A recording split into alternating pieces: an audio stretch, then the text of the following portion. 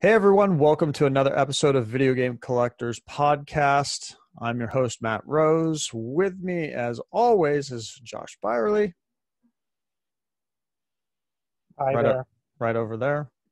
And we have a special guest today. You may recognize him. His name is Andrew Morgan, also known as Acid What's Jaguar. Yeah. Hey, thanks for having me back. I'm excited to be here and talk shop. It's an honor. Yep. It's weird hearing you introduce it again because I've just been watching you guys. I'm like, all right, what's going to happen today? So you're our Let's go third for biggest it. fan then. Yes. Or fourth. Wait, who's Yeah, Third or is it your fourth? mom's? It's it's we have like 4 listeners, you, Speedy Ness, Eric, and then the other guy who keeps ghosting us to come on the DK. show. Yeah. It's something about mowing his lawn, Yeah, changing it's his new good, guitar strings. I don't know. I just put it up to Canada. It's just Blame Canada. blame Canada. I always say. Thanks for coming back. No, yeah, thanks for having me, guys. This is You've always been a on pleasure here to- now as many times as Dennis has, so congratulations. Oh, dang. Wow. You're Taking over, Dennis. Here, watch out. You're an elite group now. You're No, our certainly. first I'm, double guess. Yeah. I know, it's great. I think I'd love to come back whenever you'll have me. I think there's always fun stuff to explore and talk about. Give away some trade secrets. You never know. Someone almost came to me with a Millens map, but Really? Because of the I was- episode? yeah, That's he awesome. shared that listing. I sent you a listing. There was a someone like a 14 feedback seller that listed a Millens castle with map, and I saw it right in the morning, and I was like, "Oh my god!" It was weird because it was like a week after we had talked last time, and then I looked at it and I was like, "Damn." It's a Metal Gear map that they paired with the Millens card. So, but somebody passed me a link. He's like, "Hey, it's here. You're looking for this." I was like, "Nice." It almost worked, Well, but it did not. that's pretty cool that somebody was, even though it wasn't the right thing, that somebody was watching this and they were, Yeah, giving Yeah. and helpful. I think that's kind of the community we're hoping to drum back up again, like we used to have. Maybe if I would have saw it, I would have just bought it. Not told. Of course he would have. that $15 would have been the best money you spent. Giving you like a 3,000 rate of return on that for it. Mhm. Not bad. Not bad. So, what do we want to talk about today? What kind of paper you got for us? Oof. Well, I want to talk about let's see. paper. All right. Well, I pulled out a couple things, so maybe we'll start with some certificates of copyright registration that I pulled out, and I'm going to cover any addresses on here as to protect people that don't live there anymore. So I got these back probably in like 2000. I want to say 2010-ish, but they were original copyright registration forms from the Technos American Corp. So this one was for I think it was what you're saying, a released Famicom game that is a Goku, Gocoo. So they were trying to port it over to America, but never got to it, unfortunately, unless it was released by a different name. I'm not sure. But these were some of the original ones that one's dated 1988. And then we've got, moving forward a little bit, or I'll stay, they got another 1990 for a game we might know as Double Dragon 3. Kind of a fancy one there. I'm going to keep them a little low because all the good stuff's in the bottom. So it looked like everybody in Japan was sending them over here to try and get them copyrighted so that they could start producing. And sure enough, you know about that. And I think there's also some letters from lawyers, but I'm going to leave those out because I got a bunch of addresses on there that I don't really want to just put out there in the world. 1990. Am I seeing that This right? is 1990. Yep. And then moving forward to 92, a little game called Super Bowling. Some people might be familiar with. Mm-hmm. Very nice. Very nice. Mm-hmm. Mm-hmm. I like that. Lastly, dated 94, for a game called Blockout, which sounds like there might have been a prototype found of this, but never actually released in the US. Correct. So these I got off a longtime collector, just randomly put some junk up for sale, and I was like, yep, send them over, bud. And I thought they would be kind of an interesting piece to share. I've got a couple copies of them, kind of like the data copies you would send when you're submitting to different people. Yeah, and, Blockout was found at the Ben's Goodwill, the prototype, in Hillsborough, 2011 or 12, and at the Portland Retro Gaming Expo auction. I lost it. I was bidding against Steve Lynn, and he was going to win it. So he won it, and that's fine, but I didn't get it. And Steve Lynn, if nobody knows, is a great person. So I'm glad he got it. He was able to preserve it, got it to the now Video Game History Foundation. I don't know. Oh, nice. I don't know what Frank was calling it back then, but yeah, they dumped it. But it's an interesting game. It's got an interesting history. It is what, if you play the Virtual Boy ever, it's 3D Tetris on the Virtual Boy, essentially. Okay. That's the same type of game. I was wondering if it was like an alleyway type game or something like a.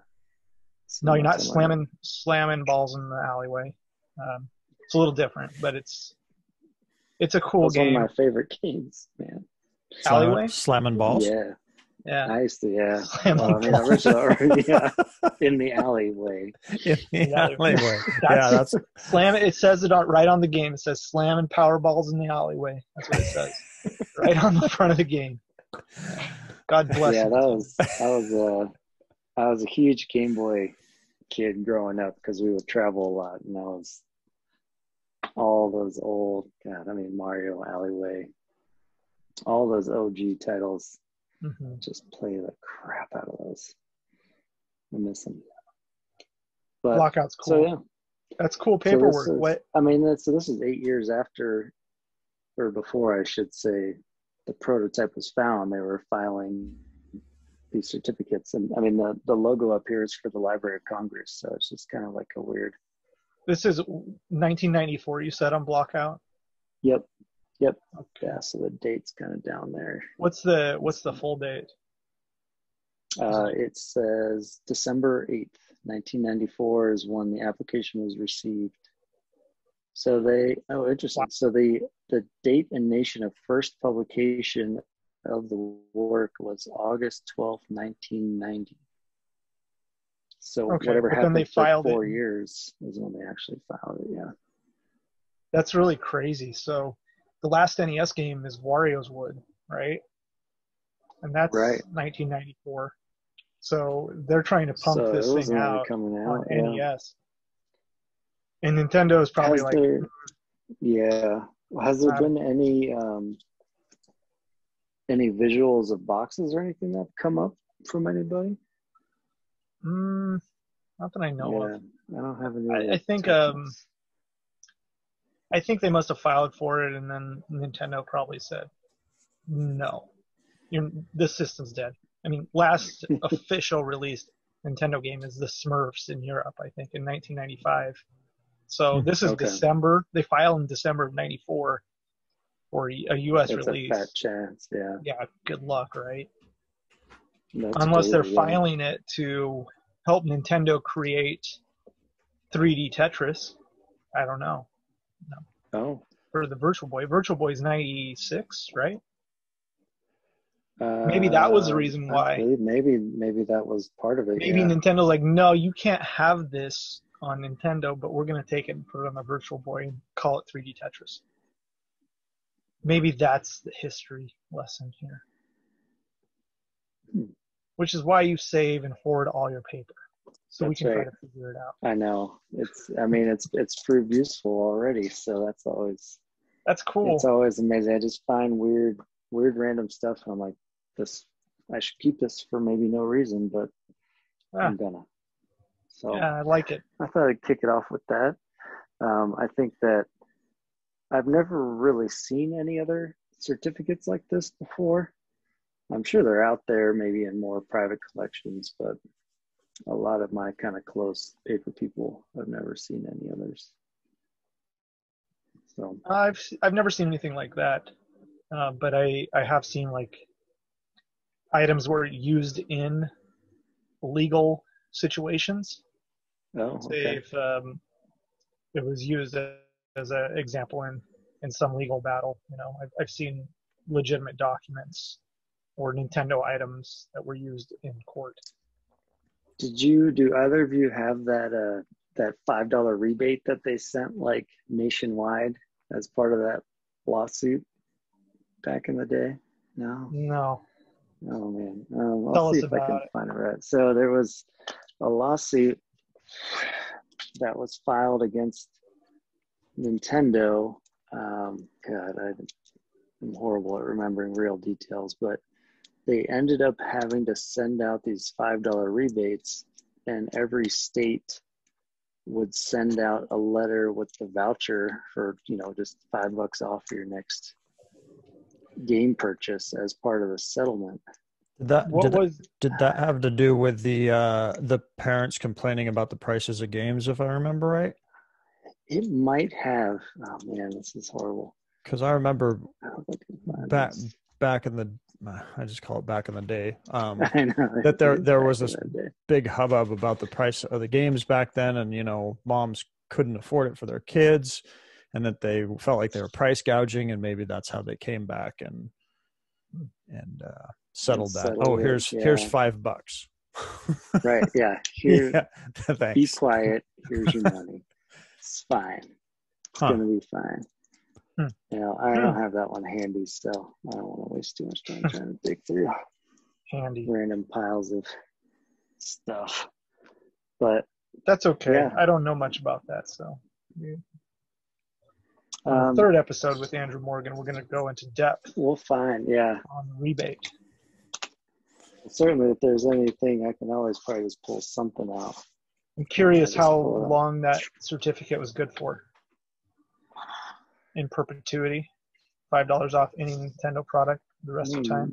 Maybe 24 hours. Void after 90 days. Yeah, because like a forever stamp. Just gets more valuable. Oh man, I know it does. Yeah, I just remember because there was an old thread on NA about it, and people kind of came forward from different states that had different, essentially like there was a Maryland one I remember.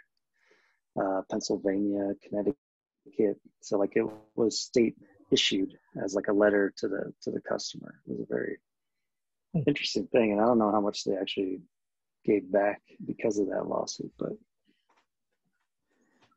it was spread out. It's pretty crazy.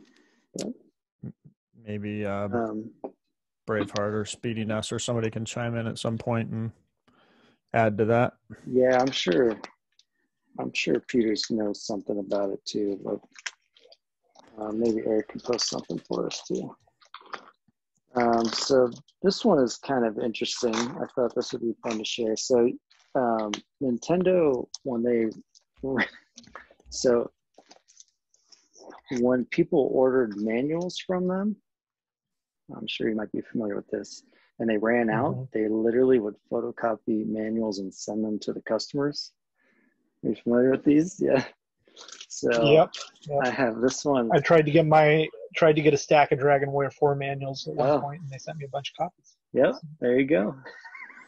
Is that what that one is? Dragon Warrior 4. Yep. Yeah, that was it. It is I a remember that. legitimate like stack of paper. And so Yeah, they that's give you awesome. like a letter of like, sorry, but it's not there. And then they go in and they like, oh, this is actually one. Dragon Warrior 1. This is, well, it's like color 4. And you can see they just split the binding and just like went to town. Gave you some nice high quality manual copies. What happened? Because I'm not up to par on this. Was it they started shipping the games out and they didn't have the manual in it, and so you had to ship off for it? No. Well, it was you could order replacements. I think up until a certain point, after a company, whatever it is, there's laws surrounding if you end up discontinuing a product. I know this exists in such as the pool filtration world, that if you discontinue making a product, you have to continue making supplemental material for that product for X many years. So maybe it being a first-party Nintendo game, Nintendo was required to still create and provide manuals if necessary for their products. Because I know you could get the top loader NES manual, you could get Kirby's manual, you could get the Dragon Warrior. I have because I have an original Super Mario Brothers, and all you had to do was pay gumshoe. That was it. You had to pay postage, and they would send it to you. So everybody's hoping to get a nice Dragon Warrior 4 manual in the mail, and everybody got copies. I remember doing it. There's like a Jet Force Gemini one. Do you have dates on those when they would send them out? Because I remember doing it in early 2000s. The letter is generic on the cover. Yeah. I always thought it was three, 4. Yeah. I'm glad you kept it. Yeah, no, they came in these nice. They actually resemble part water numbers. bags. It's like a nice thick plastic, but there's no dates on the actual cover sheet. It's just the generic. Nice 2 gallon bag. Yeah, I like it. They're nice. They're sturdy. I wish I could find. Oh, here's an Illusion of Gaia as well. Mm-hmm. Yeah, but it was all first party too. I do remember these. I love that you. Did you do these yourself, or did you? These I just randomly would find. Yeah, I would find these in lots for the most part, or people just selling them. I remember Video Game Domain. He came across just like a buttload of them. So I think that most of these came from him that he would send, and then I would find them randomly online too. But there was I wish I could find the good one, because there was one that I had from Gumshoe and Super Mario Brothers. So those were but it was like a receipt for them ordering a replacement, and then they couldn't fill the replacement, and so they sent them a photocopy manual of Gumshoe and Super Mario Brothers. All you had to do is pay shipping, so it was a quality service, of course. That's pretty neat. So I thought those are, and I don't know how many are out there. I mean, I bet there are more than we would. Well, I know there's one for the top loader, and there's one for the dog bone controller. You could order just the manuals for those as well, because I had those. I probably just had them at the Portland show one year and just gave them away. Yeah, I did have them. That sounds about right. Yeah, Josh was always good to hang around at the end of shows, because he'd get so frustrated by late Sunday. He's just like, just take it. Just here, take it. I don't care. I don't care anymore. I'm done with this. Not done coming with back. This shit till next year. Not coming back. I've always thought I should sit down and write a book about every Portland show. You gave away. Oh. Even the shit I've given away. Oh, God. Oh. There's some real heartaches. And every year I'd just nod my head and be like, yep, sure you are. See you next year. It's like a really bad Kanye West album. So it's just sad. Oh, this is be good. So this was like a promo item for World Cup USA 94. Have you seen this before? Mm-mm. What? So it's like a big, like it's an oversized ticket that they send out, and you can see it's got like a postage, and then it's got the label is kind of ripped off right there. But it's like a promo for the game, and then the back says, I don't know if you can really see it, but it's more a promo for the video game, but also in conjunction with the World Cup, Germany versus Bolivia. So U.S. Gold had to have your address for some reason. Yeah, yeah, something That's pretty cool. got you this, but I never figured out what it was. Because I don't have too much, like, because U.S. Gold also, they made some pins too for like the Winter Olympics up in Canada. I don't know if you've seen those, but those are kind of a weird. And then this, I don't know where this came from again. This is another thing from Acclaim for college. Oh, I've seen this. Yeah, these are mail-aways. Yeah, so these are just like mail-away trifold. Yeah. Ooh. And so it's a calendar. Man. It's a calendar overall, but I'm not doing a good job presenting this. But just some weird stuff, you know. Yeah. Awesome. Sex sells. So, I mean, you know, yeah, it's and it's like a sweepstakes. You get this free computer. That's what I always like. I was kind of looking through old Nintendo Powers just to see, and like they gave away some pretty amazing prizes for their player polls. Like you go visit Schwarzenegger on the Terminator movie, like you get trips to Hollywood all the time. It was pretty insane. Matt, that's what we need. We need a guest that experienced a player's poll. Wow. Firsthand. Like, do we know anyone? I don't know. We need to find somebody. Well, we're throwing it out there now. I mean, if anybody knows anyone, let's bring them on the show. They definitely spared no expense back then. That was for sure. Yeah, get the dude that hung out with Arnold for a day or 15 minutes, whatever. Yeah. How would you like to just have been on the Terminator movie set, though? That would have been awesome. Oh, it would have been crazy. Yep. There were a lot of cool giveaways. I don't know. This is kind of a smaller. Have you seen this little coming attractions flyer? Mm-hmm. Oh man, look at that. That's a fun. Yeah, it's just a fun little. I have that actually. I didn't know. You should, yeah. Hold up. Is there a Kabuki Quantum Fighter box in that trifold? No, there's not. Okay. Rollerball, Lolo, Dream, or Fortress, Lolo 2. Hmm. And then a couple of Revenge of the Gator in Shanghai, but it's just known as the Coming Attractions flyer. Air Fortress. Yeah. What a fun little. Huh. That's cool. Have you ever seen the plushes?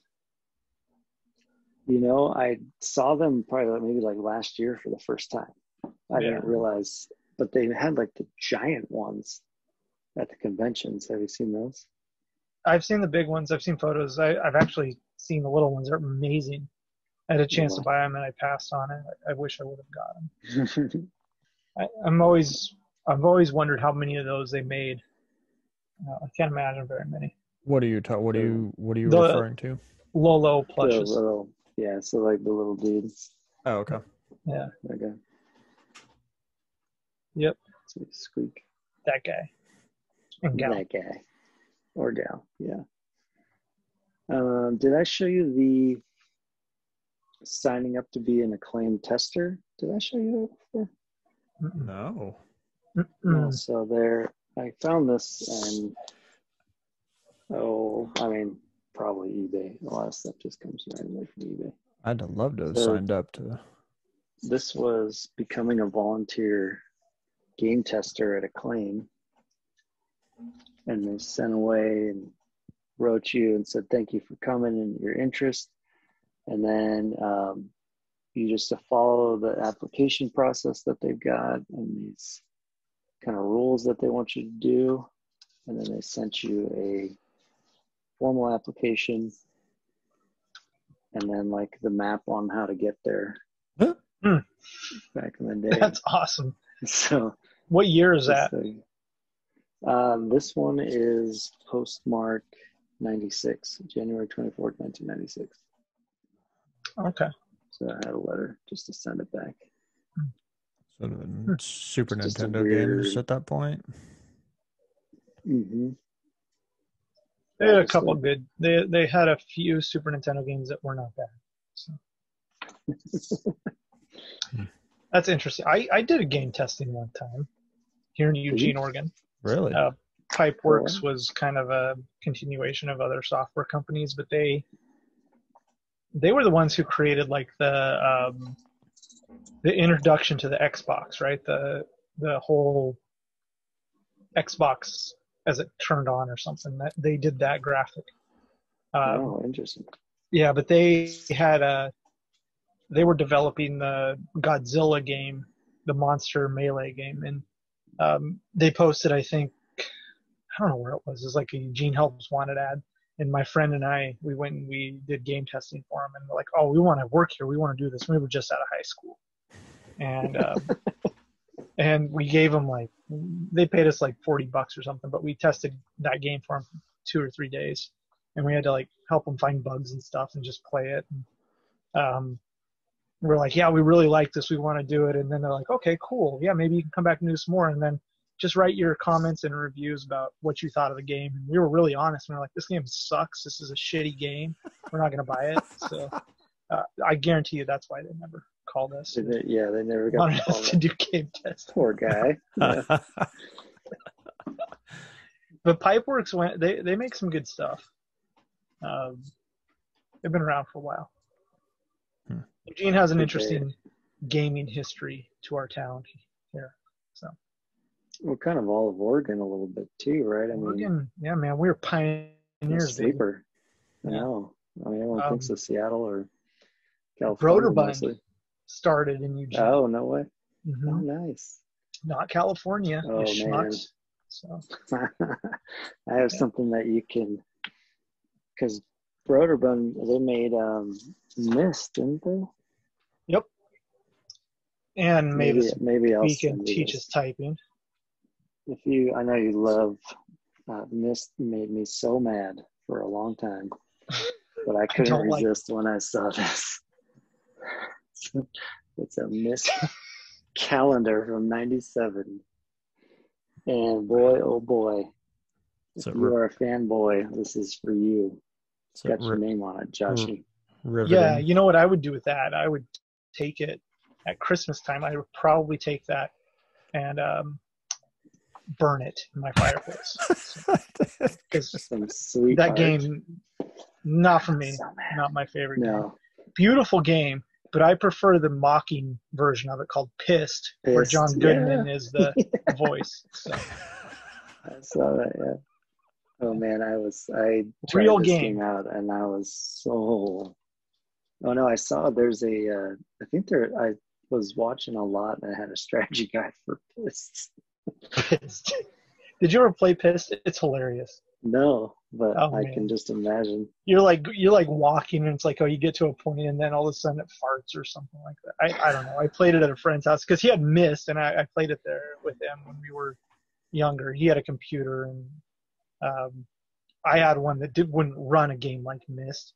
And we sat there and played it. I'm like, what are we supposed to do in this stupid game? And we couldn't figure it out. We were used to playing platformers and Blades of Steel and shit like that. And he's like, no, my brother loves it. It's a really great game. And I was like, this is not good. So, but then a couple weeks later, I come back and he has a copy of this game called Pissed. And I remember it as John Goodman's voice in it. I'm pretty sure it's the funniest thing in the world. So, play Pissed instead of Mist. I'll try Pyst. Yep, exactly. Wonderful. I do. I'm glad that people can make fun of stuff back then. Yeah. I don't know if you've ever seen this guy. This is didn't that come with a Nintendo Power? Trifold. No, this one I think came with a mailer. So they have this like fancy full. It's like a full size envelope mailer. I thought it came with like a Nintendo Power baggie or something. But not to my knowledge. I didn't know that. I've never seen that mailer envelope. That's really cool. Yeah, this was what sold me on when I bought this with a couple other things, but it's just a beautiful. I mean, it's like the original. They love doing those kind of full. This is like the membership pack, right? Mm-hmm. You get your full pack membership there, but this guy, this one I've seen around. It's not too uncommon, but it's just like a great. Yeah, I've had it over the years, and I always assumed it just came with the Nintendo Power. I love that game. I never played this one, actually, surprisingly enough. What? Illusion of Gaia is great. Yeah. I had the T-shirt pack, that whole thing, and I sent it to VGA in 2011 to grade, and they never sent me the T-shirt back. Oh no. Yeah, I got the uncirculated grade though, so whatever. So somebody's rocking my Illusion of Gaia T-shirt somewhere. Dang, old VGA guy. I almost think uncirculated almost hurts the value more because it just basically says, "Hey, there's a case pack of this sitting out there somewhere." Yeah. Well, VGA would do stuff like that where they would throw uncirculated on case packs, or if you had a blister sealed game, they're like, "Oh, it's uncirculated because it's in a blister," which is wrong because it was always third-party companies creating those blisters. But you could request not to have uncirculated on there. Yeah, everybody's like, "Oh, I love it." I'm reading nowadays. I'm like, "You guys are just dumb." I don't know. I'm sorry. I was going that far, but hey, that's all right. Who gives a fuck? You can see he's very passionate about this. This is a good one. I don't think Sega gets enough love, so I'll share this thing. Let's see it. This was the '89 Summer CES catalog. It's giant. Can't really do it justice with this. Sorry. So this is like cool. A legit fold out newspaper. Wow. What year? '89. 89. Wow, that is awesome. Of course, it's all backwards. Yeah, so that's that'd be like January '89. So it's Tonka distribution in it at all. Dead Angle, yeah. Dead Angle. Yeah. Yes. That's cool. Yeah, so it's more. I mean, it's covering all the different genres, and then goes over the phaser, the control stick, the base system. I think Dead Angle is probably the first game without Tonka being the distributor. I don't know. Oh well. Did they make California games on Master System? It sure did. Dang, I didn't know that. Yeah. Interesting. Oh yeah. Yep, Tonka Corp. Yeah. So Tonka lost. Sega was like, we don't know what we're doing. Let's get a toy company to distribute it and market our shit. And then they did really bad. And so then '89 ends, and I want to say it was like August or September '89. And Dead Angle, I think, might be the first non-distributed Tonka game, or Cloudmaster. I can't remember which one it is. There's like 3 of them right in that era, August or September of '89. And then Sega goes back to doing all the handling of marketing and distribution. Was the California port for Genesis not Genesis, sorry, Sega Master System, was it any different from the NES, or was it pretty similar? Or I don't know. I've never played the Master System version of California games. The graphics look pretty similar. It's the surfing scene on it. So It might play some. Yeah, it's probably similar. I don't know. Double Dragon on Master System is way better, but that's just my opinion. Gotcha. So I've kind of recently come to a close on finishing my Sega Genesis guide set with that beautiful 96 players guide that I finally found after years and years of looking. But I wanted to share one of my favorite guides for Sega Genesis and Game Gear. I don't know if you've seen this before, but please speak up if you have. They made an amazing guide for Mighty Morphin Power Rangers. The guide to being a Power Ranger. That's right.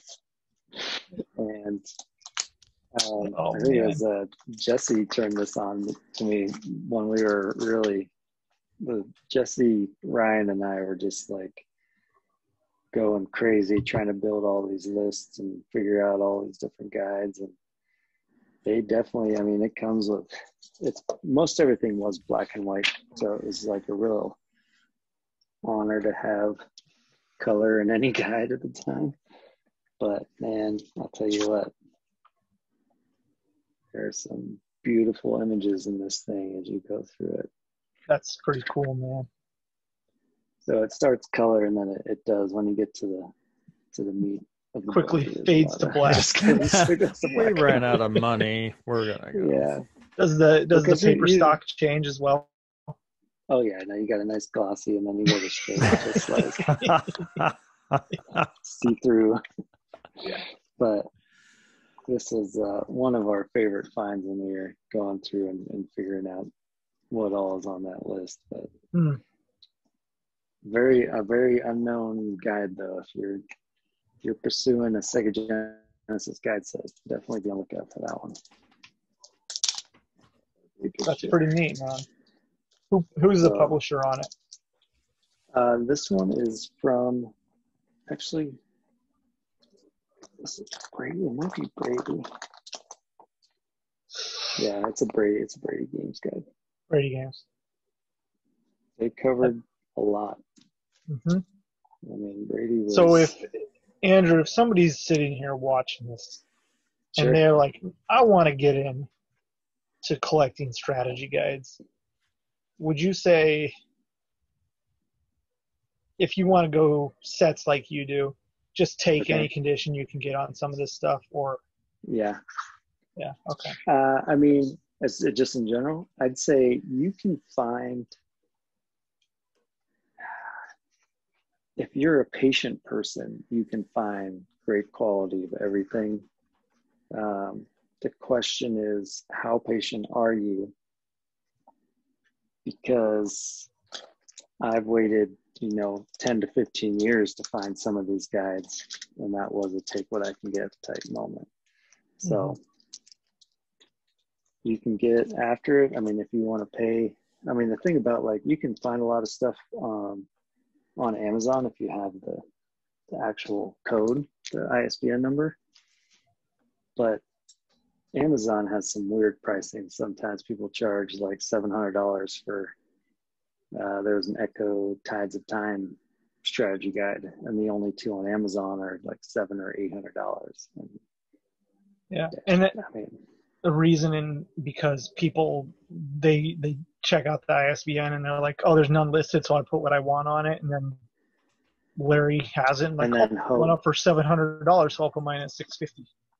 Yep. Oh, exactly. It's a very weird. And then as more start to list on Amazon, then the prices usually go down. Okay. But I know of a confirmed sale that someone got like $600 for a Persona guide from GameFan on Amazon because it was the only one listed for months. And it disappeared, and I messaged the guy, and he's like, yeah, it actually did sell. And I was like, wow. Okay. Congratulations. It's real money in guides. There can be. It's definitely a love-hate relationship, I think, for the pocketbook. The rare stuff, though, for sure, you can command a nice price on stuff if it's just not available anywhere. So if you had the Mylan's Secret Castle map shows up, and it's like sliced into 4 pieces, you'd still buy it. Yep. Okay. Sure would. That way I can get my 4th piece. I've only got 3, so I need a 4th. Hopefully it comes like, because I would like to upgrade my book at some point, but I know that there's 4 or 5 people that have already asked me if I have one. So whenever the last one that came up for auction did end at open auction for over $500. So there's people looking. I mean, it's nice to see. But yeah, they just don't come up. That's the problem. Wow. You're just going to wait forever. I've always thought about Nintendo boxes that are cut to fit into like rental cases. I mean, it really pisses me off when I see that stuff. But at the same time, it's part of a box, right? Right. And if you have a little Samson or a stadium events or a Panic restaurant, you just keep it, right? You don't do anything with it. And so then it begs the question, do you just keep all of that stuff? Because it is essentially part of an NES box. Yeah. You don't throw that away. I mean, in the past, I would be like, I'd be so mad about that shit, I'd just throw it away. And I would, literally. I was like, I'm mad. So, I can't. I have problems. I keep just weird everything around. Yeah. I mean, I've taken a different perspective on that lately. And cut rental boxes I've kept, and I have just a ton of them now. And I'm like, what am I going to do with these? And recently I was redoing this utility room where I have all my games crammed behind me.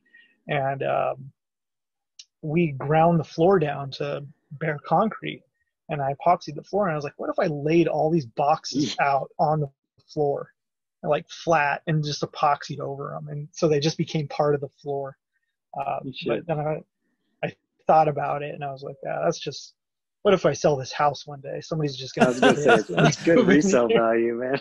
Who's this weirdo? They're going to be like, what the fuck is in this room? You're like one of a kind. It'd be pretty cool floor, though, wouldn't it? It'd be a I've seen that with people that have done that with like tabletops and like, stuff. Like grocery bags on their floor. Like they would epoxy their floor, and they put like some kind of like cardboard bag or what's the paper bags on the floor, and it gives it this like crazy look. Yeah. So it's a thing. But think about it. It'd be like a time capsule. Say I sell my house in like 20 years. Somebody else moves in there like, this sucks. I'm going to put tile over it. They tile over it. And like 60 years down the road, somebody's busting the tile up, and they're like, oh my God, look at this relic we found under this floor. That's right. Why not just make a coffee table that has those in it? So you got a good glass coffee table, and then you just see all the boxes in there. And that's a good idea. Because actually Fred, at the arcade up in Hillsborough, that's what he did with all his old VHS. He had this custom iron table made with glass, and just has VHS just stacked in them. It's pretty cool. I'll have to send you a picture and give you an idea. It's got to be a heavy ass table with a bunch of VHS tapes. Oh yeah, it's made out of iron, and it's like thick glass, so it's just hundreds and hundreds of pounds. Like it's already iron, so let's just stack some more. Yeah, what the heck? Yeah, weight in here. What's the matter anymore? No one's gonna run off with it anyway. Yeah. So, what else you got? That's it? What else I got? Oh, I mean, I could go for days. Here, I'll show you some of my favorite. Hey, guy. We need to get Benny Hanna on here. I miss that guy. Oh, I know, man. no kidding, right? Does he watch this? I don't think so. I'm going to text him. Yeah, you should just reach out to him. He might. Matt and Melissa, I love them. They're my favorite. Yeah, because he just recently, I think, like came back into life on Facebook too. Yeah. All right, so I'd say one of the things that I've pursued the hardest in collecting paper is just old newsletters from companies. And I've probably gotten up to around, I would say, I'm about to break like 200 individual issues. And when there was a lot that came up earlier in 2020 from, I think it was a guy in California. He was or maybe California. His name might actually be on one of these, but he had when he was growing up, he would just write all these companies and just tell them to send him whatever they could. And he would write them a couple times, so they would send him like duplicates. So he had like all these really early release newsletters that I was lucky enough to strike a deal with him on. And I have never seen these before. So I don't think Frank has seen these, because we talked a little bit about these too. But so Taxan did these video diction, and these are probably the more common ones that you've probably seen around. There's a fall 90 issue, and then a summer 90, which I had always thought with the Welcome, this might have been the first issue, and I was definitely mistaken. So this guy had listed this giant lot, and I think it was something around like 30 or 40 that I ended up buying from him. But I'll start 30 or 40 from Taxan? No, just of like all over the board, all these different publishers, just like early issue newsletters that I was just like, couldn't message and wait. You know, you get that where that seller where you just like want to buy it, but you don't want to pay the price, and you just send that message and you're like, should I just buy it? Should I wait? Should I buy it? I'm curious. So, you finish this. I want to talk to you about something that I bought tonight that I'm wondering why you didn't buy. So. Yeah. Okay. Ooh. So this is volume 1, number 5 from '89. And actually I should start here. So there's volume 1, number 6. And these are legit, just like printouts stapled together. They're a couple of pages each. And it went all the way back to, there's number 3. And number 4. And these things are, again, I thought I had number 2. Number 2 might be hiding on me, but What's number 3? What's the date of number 3? So number 3 is dated July 1989. And these legitimately are, this one is 2 pages. It is are they covering Fist of the North Star in that? This one is covering the Chicago Summer CES show. And they're talking about Tokyo. Barai comes Low G-Man. So they did it in the span of like 2 years. Yeah, so the Summer CES and some tricks on Fist of the North Star, Mystery Quest, SOS, 8 Eyes. 8 Eyes. Yeah, so I don't know how he kept these that long, but these are some of my favorite ones. They're just so old. Yeah, I love that. Legitimately just, printouts. This is the number 6 January 1990 issue. It's stapled on. You kind of see. This was to a gentleman in Monterey Park, sent out, and it's stapled, but it comes with like a nice full-size Barai fighter. That's a Frank Sirocco art cover. That's beautiful. That's a CS flyer. Yeah, so this looks like it was a flyer that they just attached on, because his mailer is on the back. That's they really used it as a mailer and continued their kind of articles on it there. So it's a front and back. There's 8 Eyes hints on there. Damn. Yeah, so this is, I have not seen these before, and I was super pumped to get these into my stash. But super old. I mean, we're going on 30 years now, right? Yeah, so July '89. I'm curious when the first one came out, because if it follows this pattern, it would have been So for July, September, so maybe every other month. For September, 5 is November. Yeah, so they were doing it bi-monthly. Okay, so July 3. So that means in June, May May of 89 would have been 2. Yep. March would have been 1. March, yep, would have been 1. Yeah, that's right when they're switching over from the seal of qualities going round seal to oval. Uh-huh. So that's interesting. I've seen images of a mock-up box for Fist of the North Star with a round seal, which I so badly want. Oh. I want to find it. Same with Wizards and Warriors. There's a Wizards and Warrior round seal box somewhere out there beneath the pale moonlight. Yeah. Who is the producer on Wizards and Warriors? Fabio. No, I'm just kidding. I was like, Wizards and Warriors too. That's not familiar. Acclaim. Wizards and Warrior 2 round seal. Same with and it's Ninja Turtles round seal box. So these are all mock-up boxes that I've seen images of, and they're legitimate boxes, not just like box renderings. So it would have been used for product photography. Okay. Those 3 are like were made at one point.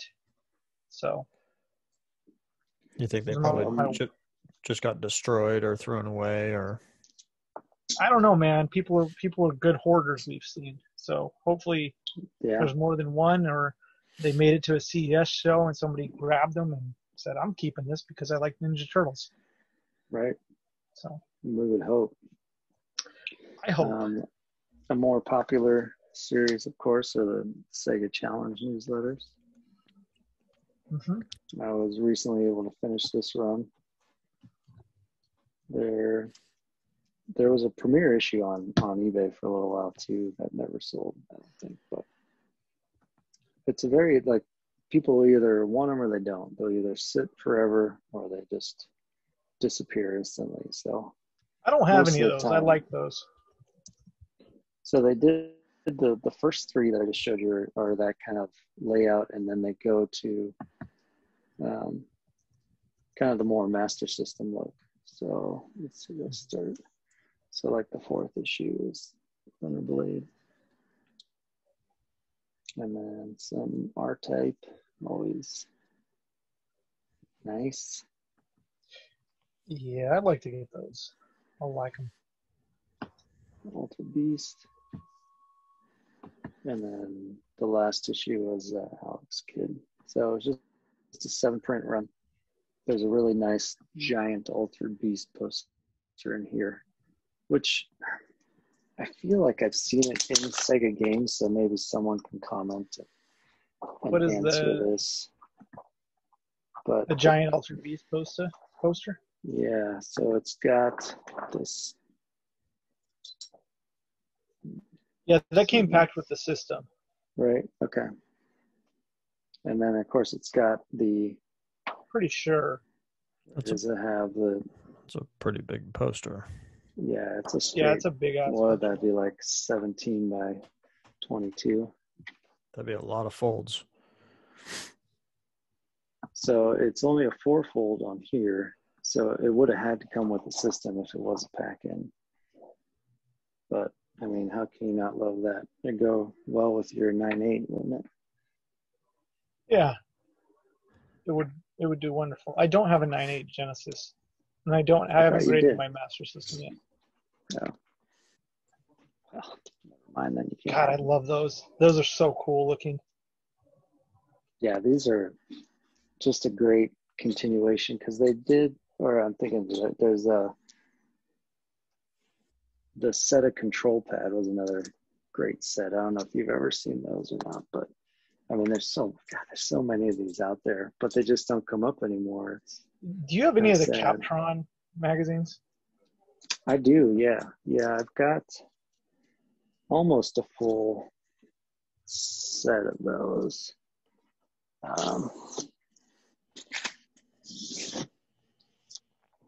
Do you know much about them? So Do you want to talk about I feel like people aren't really aware of these magazines. There was a wonderful old thread on Nintendo Age many moon I ago, know, and that was and it. that's like I because feel like these they magazines were, get lost to time.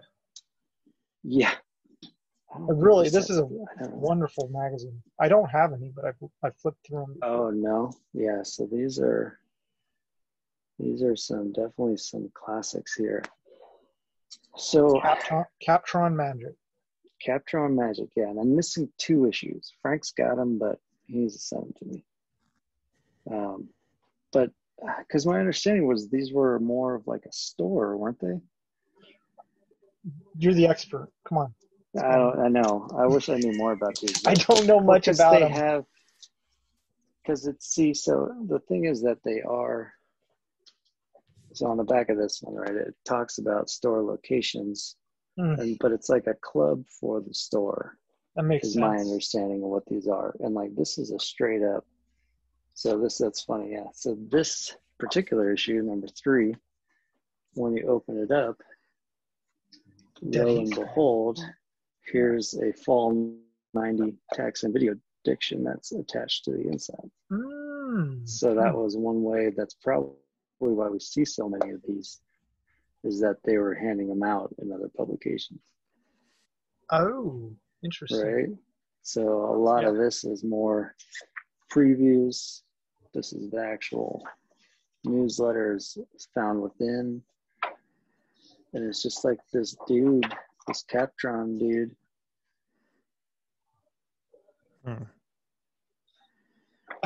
I love that ad. Dude, so that nobody actually ever won that the Castlevania 3 trip to Transylvania, right? Oh no, because I don't know. Canceled. Did it? I'm pretty sure it got canceled. Yeah, because of the unrest in I remember talking. Oh, okay. There you go. That makes sense. There's that, the Daily Opus. Sweet. Yeah, these are always good. Look at those boxes, I need to go. Man. I know you've got me more inclined to start looking at these old ones. No, don't look at that stuff, man. Oh, look, dude. It's left bros. Wow, that's hilarious. Ask Tim Tendo. Sorry, my.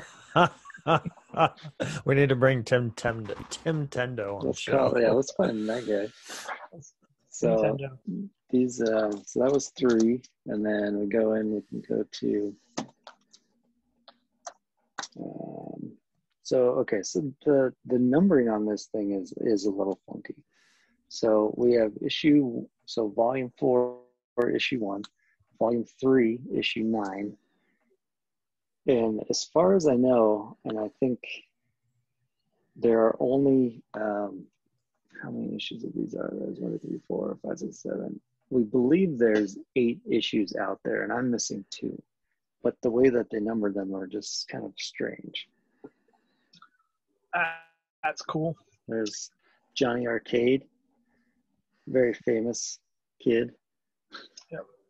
You may know him from the cover of Captron Magic. Craptron, yeah. Volume 3, issue 6. And they throw the Baseball page 990 Spectacular. on this. That was a hot seller, you know. Yeah. Stephen Reese is doing the artwork for Nintendo Power. I'm jumping on this Captron Magic artwork train. I'm going to do this. You can do it because this next one is pretty amazing. This is volume 3, issue 5. Yeah, I'm not finding the Ninja Gaiden artwork. So Ninja Gaiden 2. And then I think so. Yeah, so then this one is the earliest of the run, and this is the volume 3, issue 4. So they're very just strange. And there's another catalog with like G and G. Captron's got Donkey Kong on the cover. So there's a couple catalogs that were issued with these guys as well, but it's a fun set. Like I'm missing, which ones? I'm missing, there's a Game Boy Spectacular and a Bart versus Space Mutant cover. Those are the last 2. I've seen the Bart versus Space Mutants cover before. That's like the one that I've always been drawn to on this. So People listening, if you have those, send those two to me and not Andrew. No. Yeah. What? So I can be the guy when I text him one morning. Yeah. You got to stop texting me at 6 a.m. Like, yeah. What are you talking about? You texted me at 6 a.m. I know I did. Hey, That's funny. Matt, I sent you a link. Is there a way you can share like a screen of a link? For that eBay listing? Yeah, I want to ask Andrew about this. Okay, hold on. Let me. Is this something you bought that I'm mad? Well, I hope so because I saw it and I'm like, this has Andrew's name written all over it, and it's just chilling. I have to give me one second. And I bought it in honor of our discussion tonight on magazines and paper. So. Oh, nice. All right, let's check it out. Because I'd never seen it before, and I thought it was rad.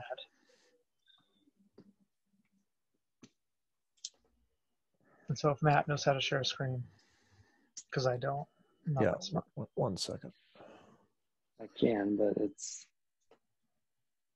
I think a lot of the fun in all of this for me is seeing the differences in the advertising artwork and differences in artwork and stuff that has changed. Oh, yeah. Do you have one of these? Yeah. Okay. Tell me about this thing, because if it's NES or SNES, I got it. Video game quest book. I had never seen this before. Blamboom. This was one of the earliest. Hey, cover up that name, Matt. Come on. It's my secret. Oh. No, that's okay. No, don't do that. This guy actually has really great items, great papers. So I always look at his stuff.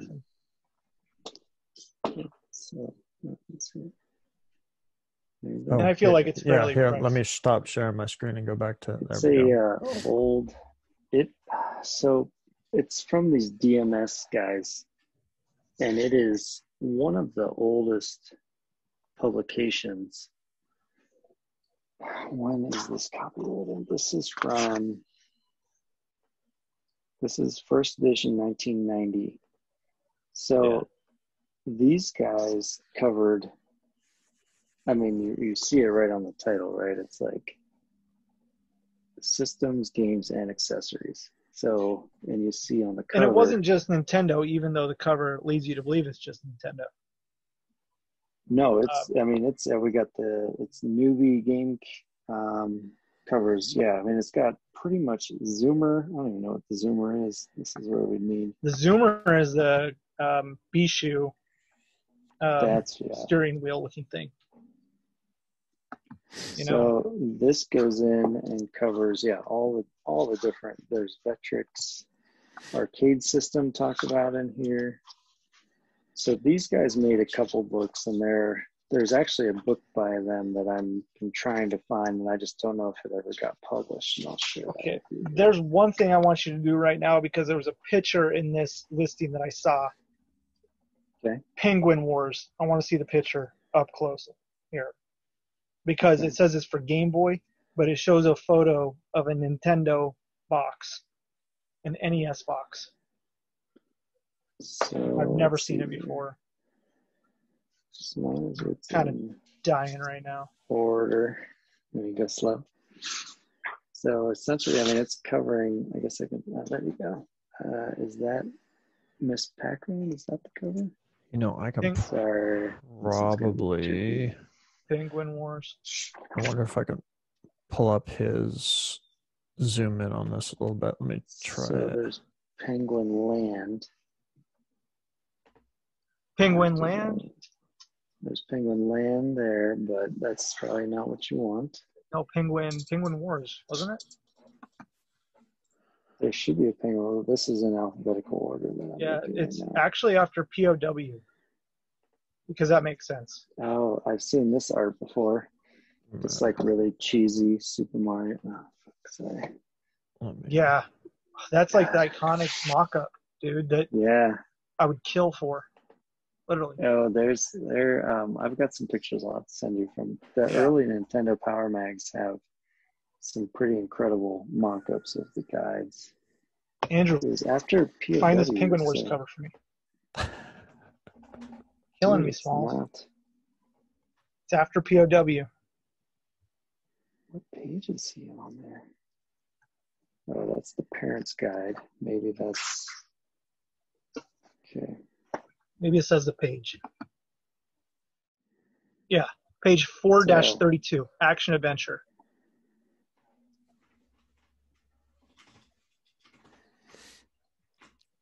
No, it says Game Boy in the corner. It says Game Boy, but look at the artwork, man. It's an NES box. Let's see if I can make this the best I can. Penguin Wars. Yeah, that is an NES Look at the size of that thing. box. It's a full. It's got next off at the bottom. It's got the Nintendo logo at the bottom. Mm-hmm. It has Game Boy in the upper right-hand It corner, looks which promising, is but it's got the little like rectangle Game Boy in the corner. That's about it. Yeah, but they were gonna make a Nintendo game, an NES game, right? They had to have been. I mean, it certainly has the feel of it. It's got the oval seal. I mean, I don't know. I saw that tonight. I got legit. kind of excited. That You and the buy it? artwork is completely different from the Game Boy cover. So it's fantastic. Oh, look at that. Yeah. Look at this mule cover. Let me zoom in on this. Give me a second. Oh, wow. Look at that. They just cropped it right out of the Atari EA. Atari 400, 800. Yeah. It's an interesting guidebook, though. Or it kind of reminds me of, what an early checklist sort of book would be if you're collecting games. I certainly think that was kind of the push on this because it covers, I mean, it goes into everything from the homework first, the lock, right? I mean, it goes into everything that they ever had. But if you look at Peter the index of it, it looks like you can check games off as you get them. So it's like, it looks like to me one of the first books that would be considered a collector's type of glossary of items. It's like Friend Zone and it's neat. On Loan too. It's like this is a cool book. Yeah, so this is an old book. It says the game track is what they're calling it for their internal. And so it's broken up into the chapters are pretty much covering right, your parent's guide, all your different genres of games, and then accessories, and then your game track, copyrights, and manufacturers. Wow, that's an awesome guide. Yeah, maybe there's like 12 of these on eBay, and I just didn't know. I saw this guy that I bought from in the past. No, it's this actually, it doesn't come up that much. It's on Amazon, but a little tricky to find. Because when I think of these guys, I think of this other,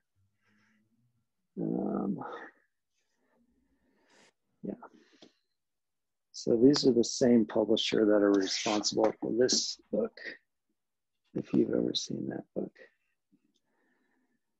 And what's interesting about this book is that it talks about winning. You can win a Nintendo game, Game Boy system, and this is just a general kind of multi-game book. But what caught me off guard, and this is copyrighted October 90, first edition. And I mean, it's literally, all over the place from Sega to Nintendo NES. Kind of all over, and I hope somebody can show this to me. I will gladly buy it, of course, because I don't own it. But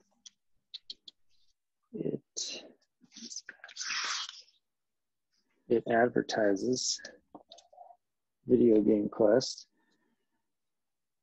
and then it advertised this Game Boy Secrets book, and I have been looking for this for ever, and I've never seen one come up. So if anybody has this, I would love to at least see it and know that it exists. There's no I can't find it. I just can't find it. So Are these the same guys that did that Ultima guide I sent you? no,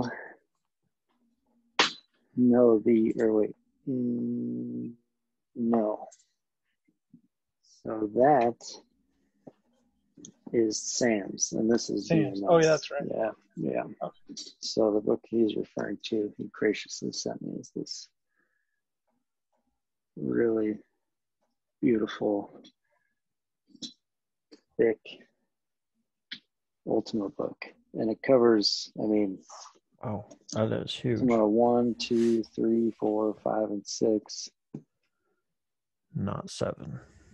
Not 7, but Not you can see online. this They thing don't is cover Ultima Online. just a big honker. Did you flip through that and find mention of NES other than in the?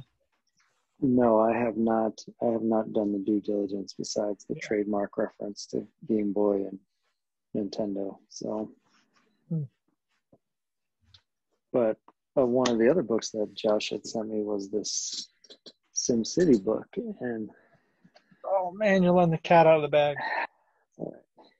it needs to come out. So, another man's trash is somebody else's treasure, as they say. So Josh sent me this trash. I can't believe I didn't even look at this. Planning Commission Handbook. This is something I would look for too, and I didn't. I know. Look. This like cracks me up, and I'm so proud of him for. I went out, dude. I sent this to you, and I went and bought one after this. Did you? Good. So I was looking through this one, and I was like, "Oh, this is cool." Like, I love old PC guides just because they're. I grew up playing a lot of PC, so I started looking through this, and it was talking about the introduction, how to use this book, history of SimCity. I hope I can find this page. Starting from 0. And so it's like boot camp, getting started. And it goes through the different systems. And then on this page, randomly, this is going to be hard to see. On the bottom, it talks about booting up SimCity in your Nintendo for the Nintendo Entertainment System. So the NES specifically here. So it talks about, what we've known to have recently found the full build, right? Did Christian find the full build, or whoever found the full build? Ben Ramirez in he was up in Washington. Washington, game store owner, messaged me a while back, and somebody said he had it, and I was like, no way. And I talked to him a bit, and he ended up bringing it into his store. And then I'm like, you got to get this guy to bring it to Portland. So he brought it down to Portland, and he had 2 copies. I think they ended up dumping one, and the guy kept it. And then I think Christian bought the other copy. Bought the other one, right? Yeah. So, yeah. So there you go. The only reference in a book. The SimCity NES. One. The more you know, baby. That's right. Yeah. Because I sure shit know how to read. I know. Got to open the book to know what's inside, Josh. Dude, I got so much stuff. I know you too. But thank you for that. That was nice. That was a generous freebie. This is the only SimCity that actually matters. So. Yeah. Oh, is that the one? The Majesco? Yes. Yeah. That's going to be a running joke from now on. Yeah, I got better firewood that I keep in my collection. So I'm kidding. I know. I would take a Majesco sealed SimCity at this point. Well, you're lucky because it's not Majesco, Matt. It's still made in Japan, and it's everything rated. Nice. And I have one for you if you really want one. Really? Oh, thanks. Oh, you were talking to him. Hey, thanks, guy. But you would be better off actually getting a player's choice because it's much harder to find. Yeah, and it's earlier. I stick to player's choice because that's all I can afford to find. Or So yeah, I mean, you can deal with Andrew for it, and then Andrew and I can deal for yeah, it. there you go. There you go. I So only charge like 5% mock-up. It's fine. I'm cheap. You guys are funny. I like you guys. I mean, it's all the same money. I'm pretty sure there's like $1 million that just rotates within the community over and over and over. And that's like all that's out there. Yeah, well, not occasionally. More often than not, places like Lululemon and Anthropology get some of that money. So that's just where it goes. Fry gets swallowed up. Gets a little bit. Yeah, that's part of the game. Can't do anything about that. I'm not selling Anthropology plates on eBay. No. So.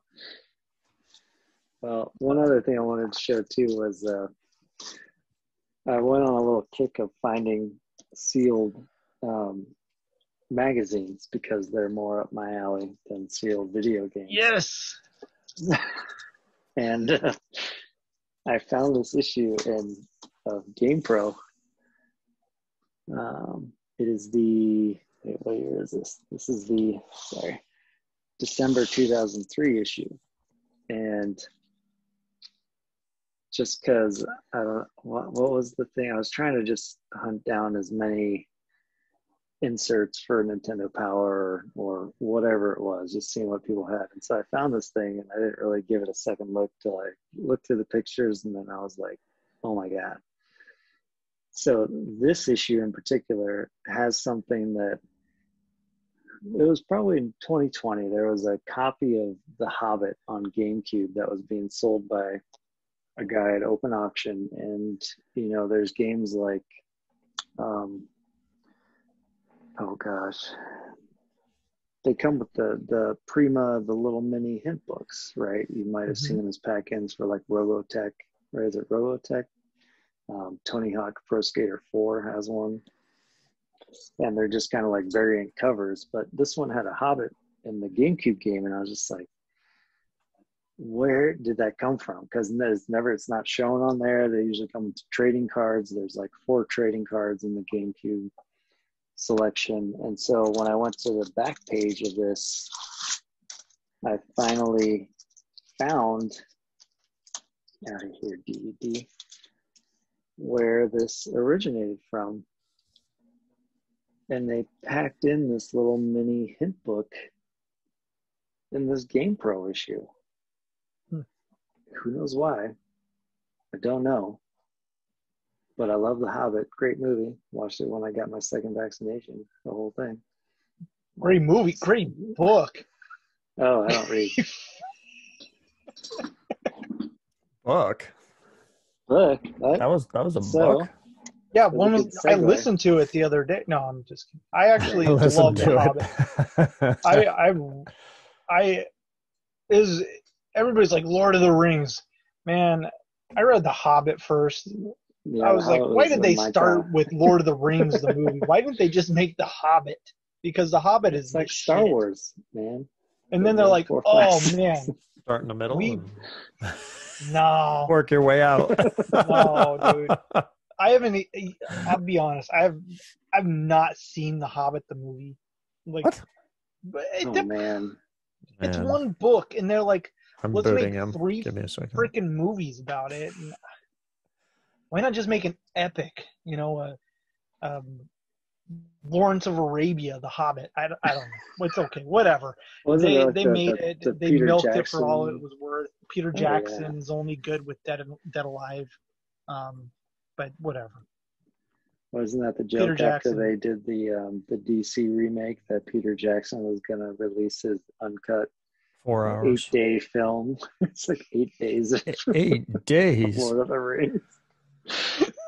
Something hilarious. Yeah. I was like, you're all right. But so no, I was just kind of messing around and I found this thing. So this is like a pre-order for the various systems for The Hobbit. And it comes with I'm backwards. It comes with a copy of the book. So What? there you go, Josh. So What? you open it up, It came 2 ways? and that's what's inside. Oh, yeah. Look at that. What in the world? That's pretty I don't know. cool. Yep. Yep. And They're just telling you that you should read the book. Just like, try to read this before the game comes out, and we'll give you a free pepperoni pan pizza.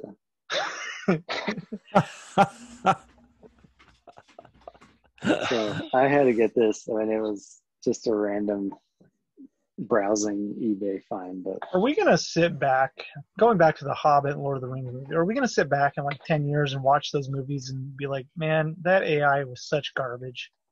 It just looks shitty. I mean, probably. Yeah. We'll probably be It's going to be like, man, different. this is right up there with Spawn, the movie. Well, do we sit back and Great. look at Star Wars and say that was, or I should say, sorry, let me clarify, A New Hope, and say that those were terrible graphics? I mean, they Sometimes, yes. I mean, they definitely did not have its Yes. great Evil moments. Dead had better cinematography than Star Wars, so and the special effects too. Yes. So sorry, Matt. Back when claymation was all the No, rage. I love it. I still enjoy watching it, but yeah. The Star Wars chess scene with the claymation, that's fantastic. That's good. That's like Will Vinton good. Anyway, yeah, I think that nobody has done Lord of the Rings and The Hobbit justice to date. Not even Peter Jackson. He did good with Dead Alive. He did really good with that. Meet the Feebles, that was pretty good. Not Lord of the Rings. It's overrated. You make a lot of people mad. I hope so. We just saw the I like that it's unsubscribe rate go up. Yeah.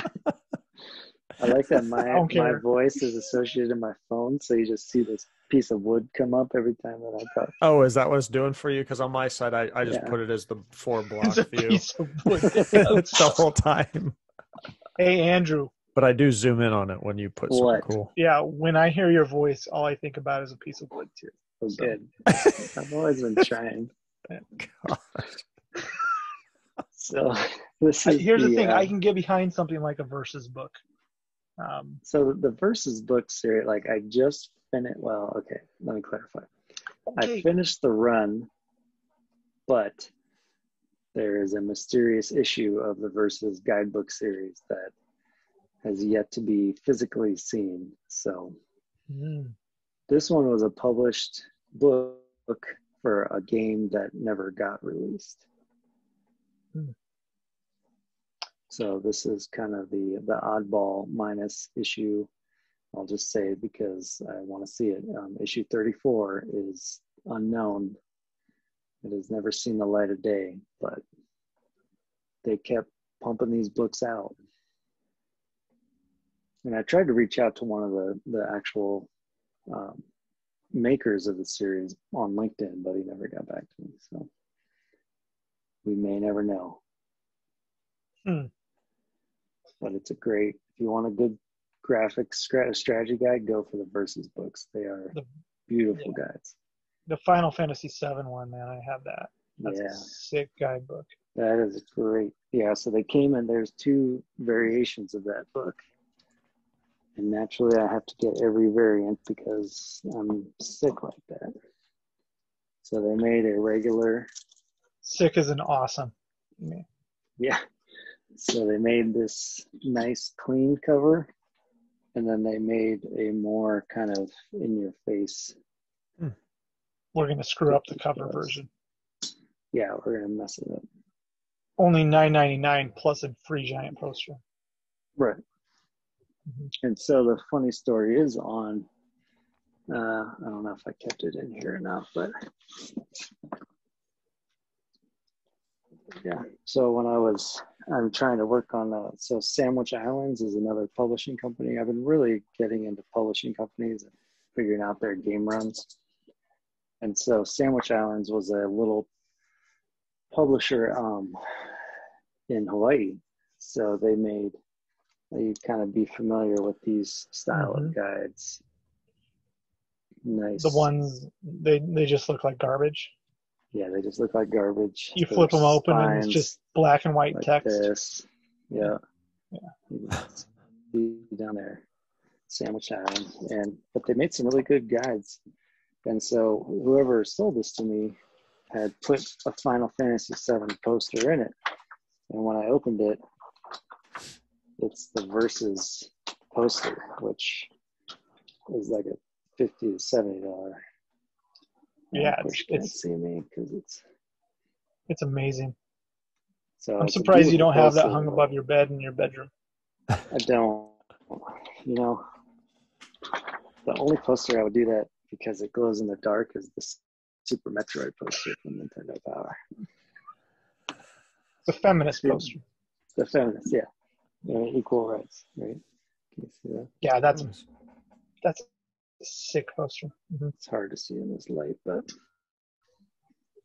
one of my favorite posters there. So, but yes, Versus book, I would recommend. They cover all kinds of content.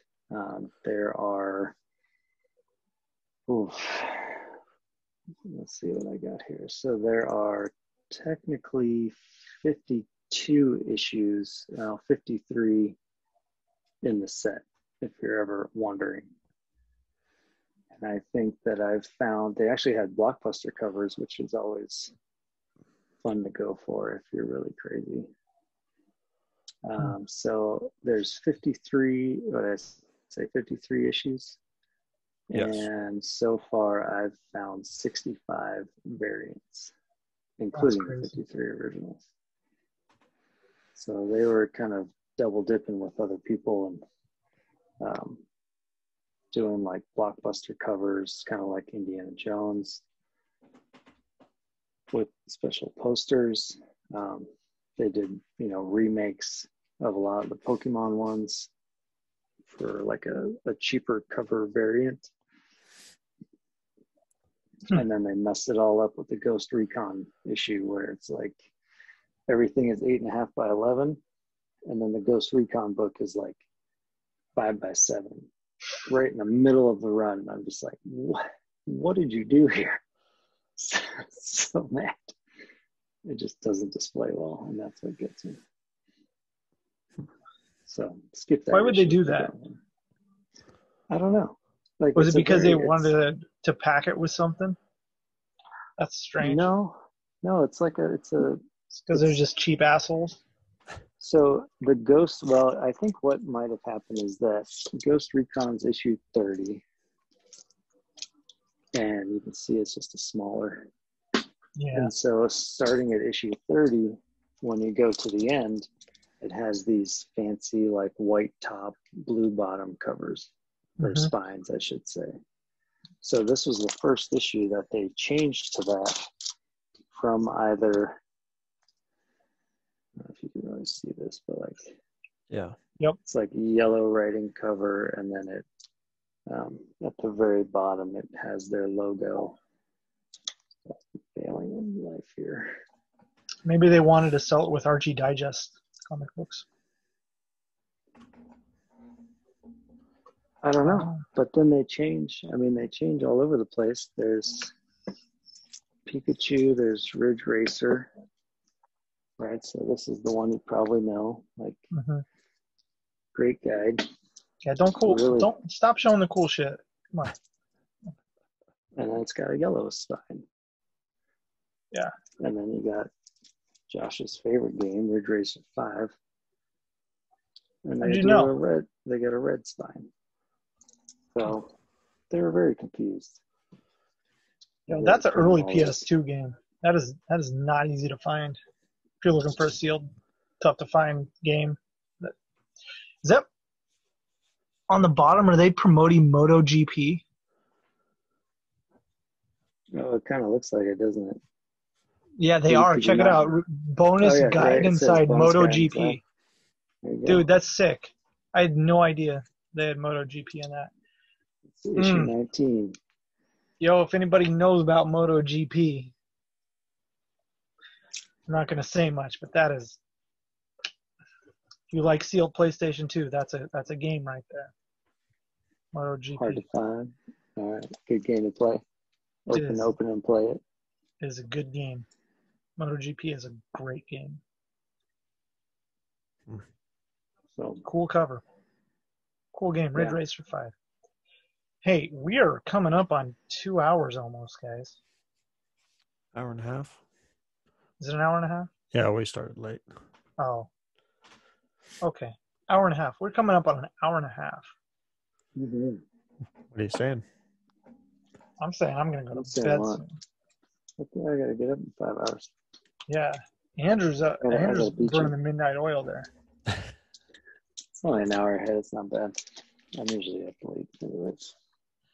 But that's that's most everything I got for you guys this go around. We've covered some cool shit. There's so much more to cover. There's just so much out there. We don't even get to like internal Nintendo of America paperwork stuff. Like that's pretty fun.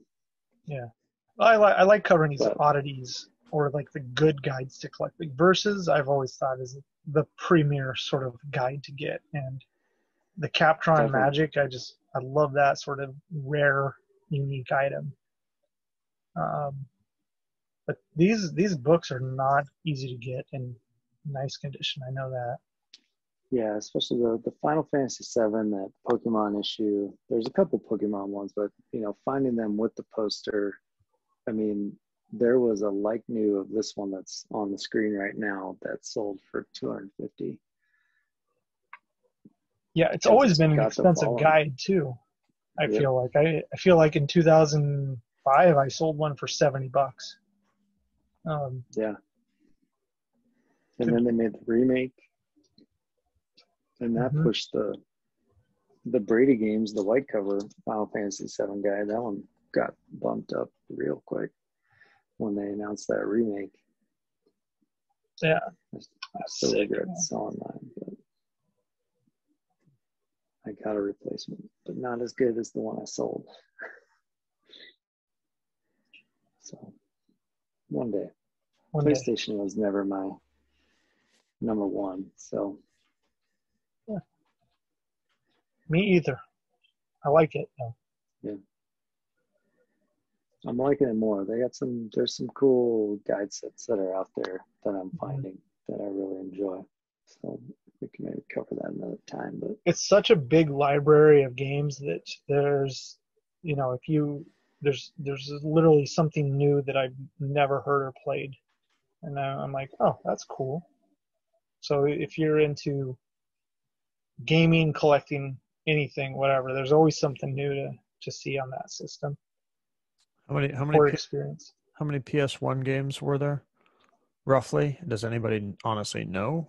Yeah, there's a bunch. I don't know. There's a lot. We just call it. I always like to say there's 700 on every console. That's a good safe number. No, there's a lot. I thought there was a couple.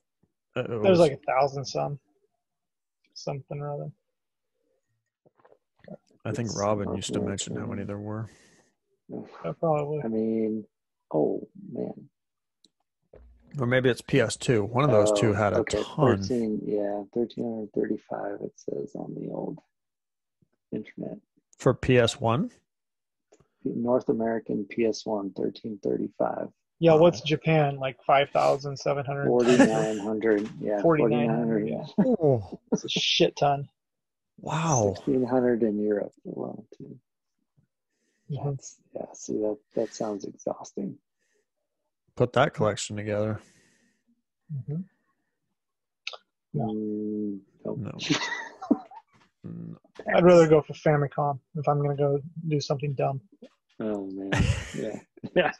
I only want like 5. Yeah. So did anybody pick up anything cool?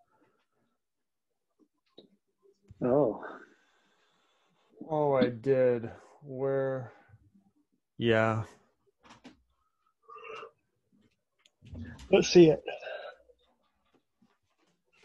just because it's close to my heart, and I love this series, and I've been pre-ordered for 3 years now for the 4th, but I finally got a little. It's a 990A plus. Happy to get that into my home. I like it. That's my big one. How does Metroid Prime play on the Wii? With Wiimote. Because I played the shit out of 1 and 2 on the GameCube. But then Trilogy came out, and I'm like, I'll buy this, and I kept it sealed too. And because I didn't ever revisit it on that console. I always opted for the controller. Yeah.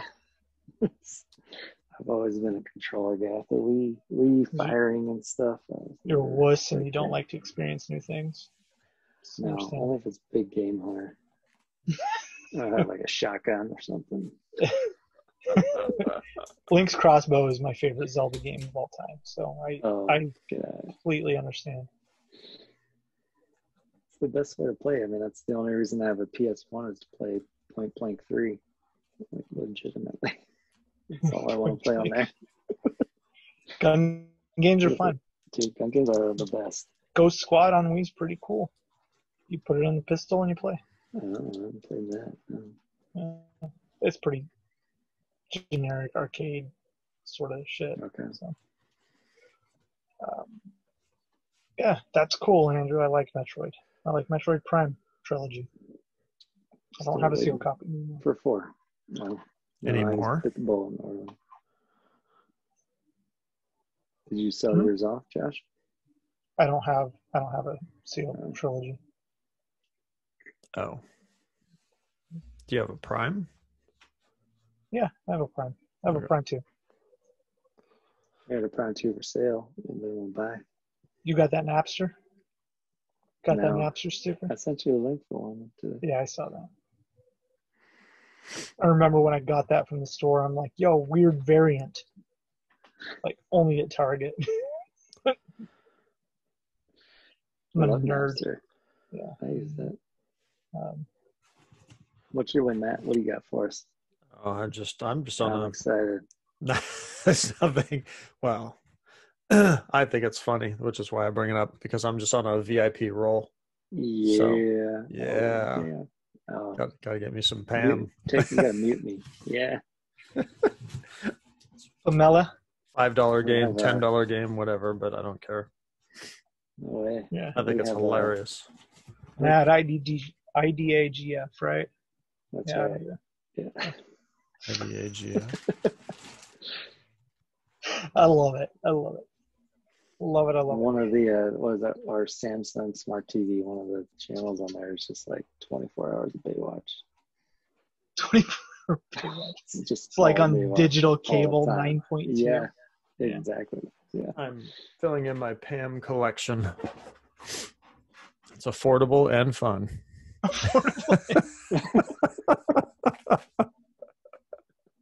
I'm sure there's like some strange Baywatch screensaver from '97 that you need to find. Hundreds of dollars. Probably is. Berkeley Software released it in limited numbers to their employees or something. Yeah. I got this locally. Need for Speed Porsche. Oh. $1.99 sealed Scholastic version. It doesn't mean shit, but it's dumb, right? I was thinking about this. Every now and then I get PC games and I just pick them up because they say Scholastic on them. I got some Sims games like this, and it's really interesting because there's non-Scholastic, which makes me, whenever I see that, I think like, oh, you had to order this on a book order form or something stupid. I was gonna say off of a bus. But I don't really know the origin of them, other than it's nobody cares, and it was sealed in $1.99 at Goodwill or St. Vincent de Paul. And then I found a CDI game for $1.99. I was like, I'll buy that because it's CDI. Ooh. Max Magic. Yeah. It's even got a sleeve. So if anybody collects CDI, I will send this to you because I don't give a shit. Just leave a comment and I will send it to you. And then I picked up a Heroes of Might and Magic expansion, Shadow of Death, for $1.99. So I had some good deals at the thrift store of stuff that's worthless. So that's a pretty good one. That was it. Oh, and I got a sealed Dick Vitale basketball off eBay, which I was pretty happy about. That's pretty nice. I'm pretty sure this is supposed to be a LSU rendition of Shaquille O'Neal, but I don't know. Damn. That's pretty neat. I like it. That's pretty good. Yeah. Yeah, that's it.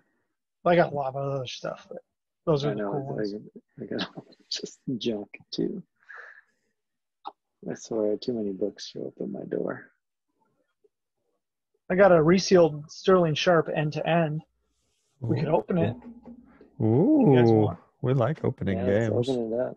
So it's got a what's in that seal box? on the top, sealed on the right-hand side, and seal on the bottom. And it is crunchy plastic. I'm going to give you the spotlight here. Oh, baby. Oh, you are in the Take spotlight. it away, big boy. This is where some cool graphics and music come in that we don't own or have. Yeah. So we're going to open this sucker. See if I can damage the box a little bit. With a razor right on it. Mm. Oh, man. Cover your I think eyes. I cut the wrong end. He's rubbing the cardboard. This is your first time? The splits. Nice and easy, maybe. So we're gonna take the plastic all the way off this thing. It's not real, but it's okay. Look at that. Oh, God. Sterling Sharp end-to-end football. Not a very easy Super Nintendo game to find. So I was a little disappointed when it showed up and it wasn't actually sealed. Please tell me it's a Barbie cart. I hope there's something yet. Definitely a reseal. Yeah. That's sealed. What are you talking about? What about this? Is a Movie Warehouse Lexington, Kentucky copy. So it's got a nice barcode on the back. I'll be able to get off easy. Satan's barcode. So yeah, that's Satan's. The tray. It's a nice fiberboard. The manual looks like a piece of shit. So. Hey, they have the inserts. Yeah. There's the cover. That's new. That is mint. Oh, there's the inside. Yeah. Detached. Wasn't even used to make copies. Got some nice inserts. Yeah. This is probably pretty hard to find. Yeah, look at that. Yeah. That's worth more than what you paid for it. Yeah. I paid a little bit for it, so that's okay. But that's okay. I don't know. Sight unseen. I got it in a lot with some other games, and the rest of the lot was pretty nice, and this was just in there, so I figured, I'll open it. I'm not going to complain. That's awesome. And I figured it'd be fun to open on here. So we opened a resealed game, and it was really bad condition. Yeah, that was pretty gnarly. Man, I got so many resealed games. I got some other reseals if you want to open them too, from the same place. You guys want to do another one? Yeah. They're not Super Nintendo. So. No, do it. Okay. Giving you the spotlight again with the music and the special graphics. We get a choice. Oh, man. Ooh. What do you guys want to see today? I want to see the seal on that Jeopardy just because I see so many that I have to ask you what's a reseal and what's not. So, this thing is really ugly. Yeah, it's got like. So what would it have been if it was a real seal? What would it be? Would it be not non? It should be either a tube seam or it's got the opening at the top, or it should be overlap on the back. I'm just not sure on Jeopardy Sports Edition. I don't have one. Or a top side there, not the spine. Not that, and on that side. So basically never on the spine side. Not never, but not on Game Tech. Okay. So specific publishers. We're going to open this. This thing's probably going to be really nice inside. This to me feels like it was done at a place like Toys R Us after the plastic fell off or something. Probably going to be brand new inside. But yeah. sacrifice. You Jeffrey hold on, it's inside. Get a nice CID. Yeah. Yeah, I got myself. Oh, this is brand new. Look at that. Flap Yeah, on look at there. that. Oh man, I played a lot of Genesis growing up. I missed that. Yeah, it looks like it's probably new. If you've opened them before, sometimes they'll get manuals that when you shake them around, they just get screwed up. So it's pretty bad nice. design flaw. Yeah, Yeah, things untouched. game's new, Yeah. but the seal was not. So, hey, that just goes to show that if you get yourself a nice sealed copy and you think you're going to bust it open and get yourself a 9.8, think You're again, not. because Yeah, that manual is Yeah. not nice. But definitely looked like a reseal to me. So I'm not going to open it right now. Such a tease. I'll That's open fine. it. You want me to open it? I figured we're just wasting time at this point. NHL 96? Okay. Oh, gotta Just wait. one last, yeah. Let Third one's a charm. give you the spotlight and the music and the special graphics. I'm not sure. I thought this one might have been real. But, really nice. But the plastic's just not right on this.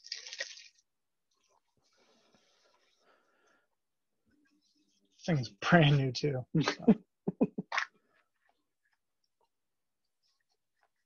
Better. Yeah, really nice. That manual is better. Yeah, it's nice. So it's got everything in it. Yeah. Open a couple new games. Whatever.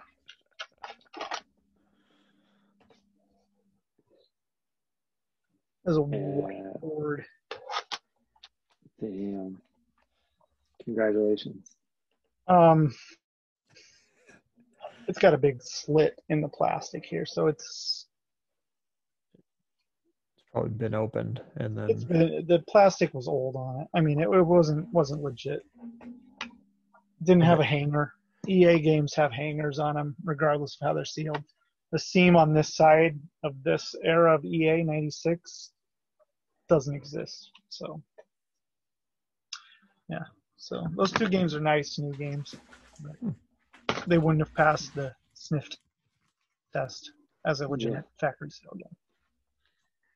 Go play 'em. Sterling Sharp was pretty ugly. I liked opening that one. Yeah, those super reseals get real crunchy. Mm-hmm. So, I mean, we could extend this out. oh baby, what you got, Matt? Open it. You want to do the reseals? Yeah, do you want me to swap my camera over and do it that way, or? Okay. Whatever's easiest for you. Well, I probably should have been doing this while you were on here, but let me see. We're gonna do it next time, Matt, when nobody wants to come on our show. Yeah. You know, I'll always show up. So. Well, I think it might be important. It might be important to do it now because it's Andrew's game. Yeah, let's do it. Yeah. So let me hop on here with. Join with video. This is a nice NHL 96. Someone will give you what you paid for it. I'll just keep it. I see, Eddie. I'm going to put you in the waiting room. Me? And I'm gonna see if I can. It's NHL 96. It's crazy. It's got water damage and moisture damage. Flip the camera. Crazy. Look at that. Staples are all rusty on that thing. Huh. And then. What do you do? I mean, do you replace the staples on something like this? What's your guys' opinion?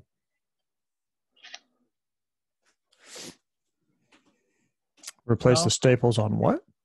This NHL 96, I opened it up. Replace the It staples.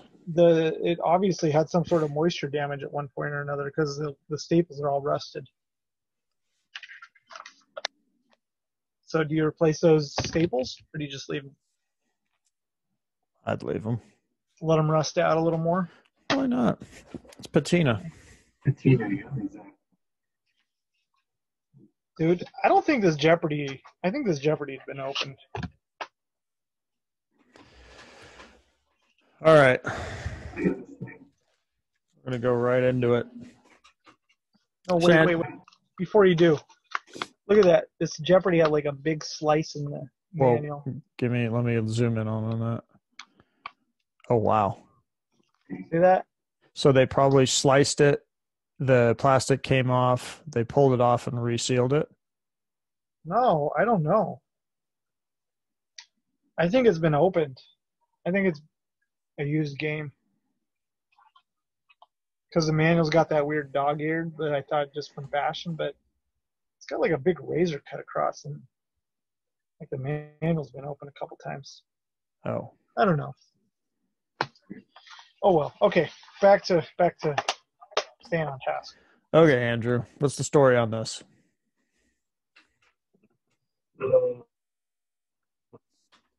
Oh, I don't have your audio because I put it out there. Do you have your audio now? Hold on. Can you hear me? No. I can kind of hear you a little bit. Sorry, I booted your other audio. Let me pull you back in because okay. I should have your audio again. You there now? There we go. Can you hear me? I can hear you. All right. So this was a Amazon purchase that went as a brand new, of course, listed brand new, and came in and gave me about 5 seconds of pure ecstasy, and then I started to notice weird little things about it. So These, and then you messaged me and started. Yep, I messaged you. It was a casual Tuesday affair, I believe. And at first I thought it was good, but I don't know enough to know. At first we're like, it looks tight, looks pretty decent. Before I chime in, Josh, what are your first thoughts here? Yo, that case is wrong. Yeah. So what else? What else do you see, Josh? It's a later security strip. Okay. So and you're gonna wanna find a security strip not from a later release game. Maybe one other thing. So normally I can't really tell on the seals there. I can't see it so well, but those are two key indicators. So like for me, when it comes to Halo games, which is, I don't claim to be perfect on them by any means, but that's where my major experience is in. I definitely do 3 factors. Dan Gomez bringing up one of the factors, which we're still looking deeper into, but first of all, just the security strip in general. Early Xbox is, let me give you a better example here. 1 second. Oh, that's not an early one. That's a Forza. Ha, my bad. There's an earlier one. Oops. Okay, I lied. I only have Halo 2s sitting around. Oh, there you go, Josh. How's that? That's a Counter-Strike right there. Okay. I'm like, here's an early one. And this is hold on. Let me zoom into your game so we can, I'm going to give you the spotlight video. Yeah, okay. So this is an early Xbox One security strip. You can see it's quite a bit different, and we'll pan back out to the other one. It's just got Xbox. It doesn't have color variations. And so let's go back to this one. as you can see, this one's kind of broken up here. There's a kind of that bar in the middle where it changes from white to this. Josh's does not. If we look one more time, it's just kind of white all the way. Okay. And typically, for all you people in the comments going, "Yo, that's a reseal. It's shrink seal." no, Suck no, it. no. There are a mix of both Uh, Y-fold and shrink up until, I stopped seeing it after about Halo 2. Yeah, they're out there. But they are out there. Let's hop back. Yeah, and one thing you're gonna want Shaq, baby. on early, especially if we come back here to the Halo 1. If this were to have Josh's seal on there with the original Xbox seal, you would also want to check your barcode here, and it'll be 99991 typically. Now there is some debate about it being 99993s being legitimate, but in this case, if I'm questionable on one thing, I'm going to look at the other two factors, which are what are the Y folds look like? A clean Y fold. Let me grab a clean one. If I don't mess it up, it might be a little bit hard to see with this camera because I have it zoomed in a bit. But they're very uniform, and they're very. It's not a complete box. It's just a slight taper in. Typically with the reseals, they're going to be more of a taper in, and this one's not even uniform. This is going to be hard to see. I'm sorry. I can zoom out just there you go. Yeah. Just a bit. So this one's a sharper angle in. I don't know if you can see that. Let's see if it's different on the bottom. And they're all different. They're all weird. You can see that that's a sharper angle in a little bit, and it's not uniform. If we come back to this Halo 2, it's a little more consistent, not quite the angle. It was machine done, not hand done. Damn straight, son. That's exactly what it is. You get your $200 overwrap machine, and you're just sitting there. It's always nice to have another sealed copy hanging around so that you can compare it to it. For Xbox, you can get a lot of cheap copies, or at least have one there that you can always look back to. The other factor is the case. Now, the clear Xbox see-through cases didn't come out until later. Halo 1 was very early, especially a black label release. So the possibility of this being a clear case is like zero. Because, I mean, even at Halo 2, you could see in this case, let me hold these side by side. Yeah, it's much darker. One is very, very clear. You can see my finger through it. This one's much darker. And that's what you would be looking for, that kind of case on an original. We're talking specifically in this case about the black label. So, if it were just one thing that I was questioning, I wouldn't have even suggested that this would be a reseal. But when you have the trifecta, you have the bad, that you have the case and the Y folds look suspect. Well, that just means we got to open it up. Right. So that case is junk. Yeah. Here we go. It's either the zombie. Thousands of dollars, and normally these wouldn't be that hard to open, and this is actually a pain in the butt. So razor blade. This pains me a little bit, even if it is a reseal. Oops, sorry, No, it should be not painful at all. My gosh, I'm telling you, the original seals are not this hard to get off. That's what she said, right? Mm-hmm. We're slacking here. Okay, you got that part off, so let's pop Yo, this. check out that, before you pull it off, look at that security strip. Bring it in close.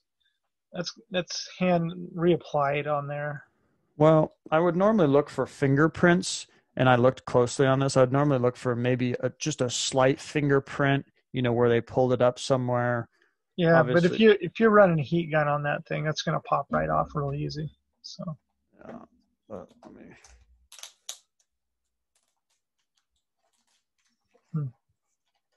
funny, I did not expect to do this on this episode. What the heck?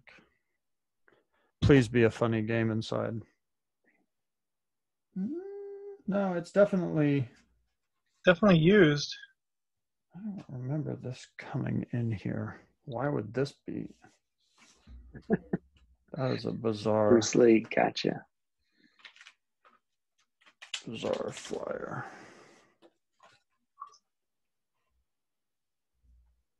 Huh. Interesting. It's all launch stuff.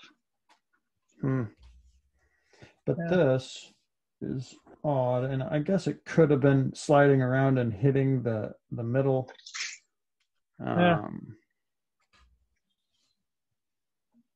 It's weird, dude. Nah. Let's take a look at the game now.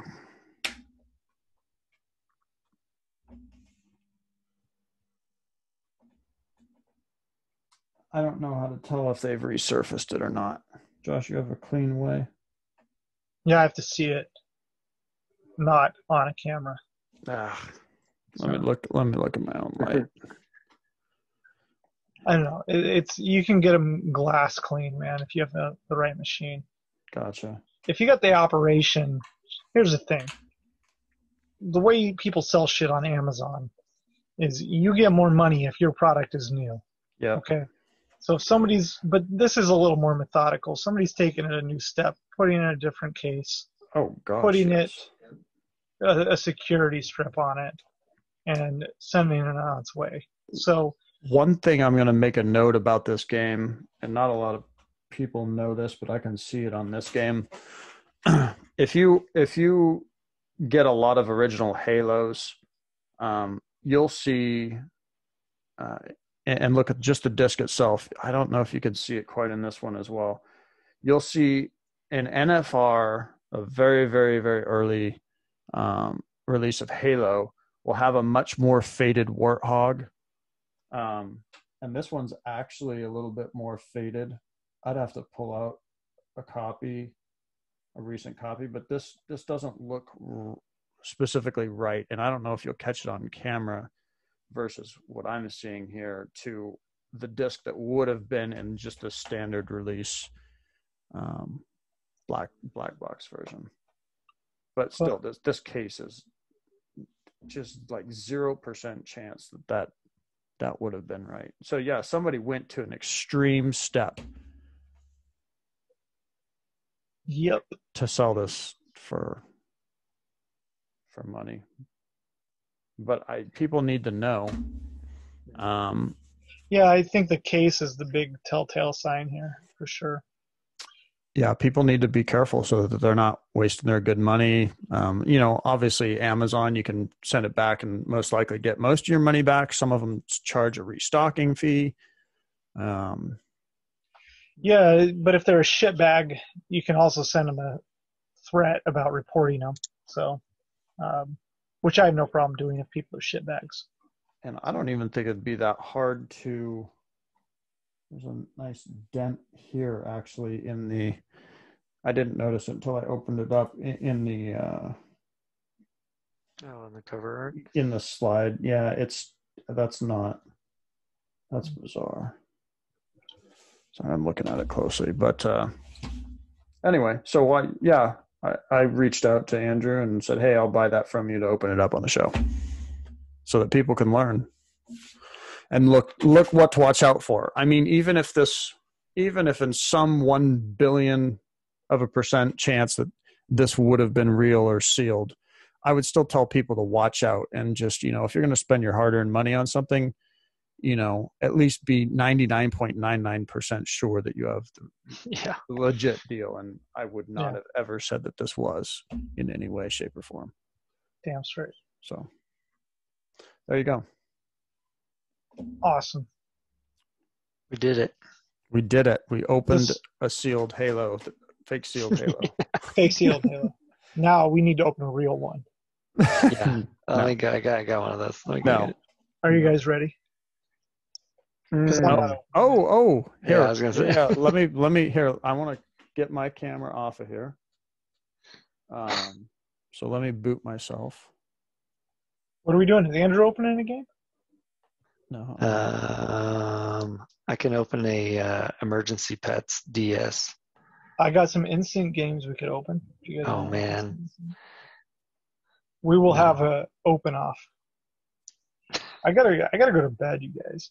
I'm really tired. Wait, Yeah, you're kid. opening a Halo 2? No, No. he's not opening that. It was, He's sending that to me. yeah. He was joking. Actually, it's going to your mother. So Sweet. Keep it in the family. I know. Thanks. I will. It's She's going to gonna your put it in her will to me, though, so it's okay. Did you want me to open a Halo 2? Is that what you were saying? No, Hell Matt, no. I'm going to No. bed. Okay. I'm just excited to open games now. Come on. I know, it's fun. You guys want to crack some VGA games Oh, man. for another time? Get out of here. Another time. I'll show you how to put them back together too, if you want. No, don't do that. Now we're getting into bad territory. What? What are you talking practice. about? Nobody I got does the that. vice grips. I got the games. You're I got ready. the glue. I'm just kidding. I do have more more reseals for future episodes as well. I have a stack here that I keep buying like a moron. Yeah, I got a few too, but I gotta just save them in case I want to swap some to VGA holders. Yeah. No, I'm not. No, I am. So, No, I am not. I'm not ready No, to keep going Not. tonight. Yeah. Okay. So now we are at 2 hours. So thanks, Nice. Eric We did and Peter and Dan for watching this far. Yeah, thanks for nothing, Dan Kaplan, as always. Yeah. Yeah. Thank you for nothing. Thank you for not contributing anything ever. Go get married again. Oy. Well, thank you for having me again, guys. It's been always so fun. Yeah. Thanks for coming enjoy on. you. Absolutely. Of course. Yeah. I'll be And then- back. And then if sometime. anybody wants to see or hear anything more or wants Andrew to show him more stuff, I do. there may be a different me. podcast for that. Oh, damn. I'm funny. Um, Oh, man. Show us your stuff. show us Drew. his stuff. And I'll Drew wear M. pants for you. Yeah.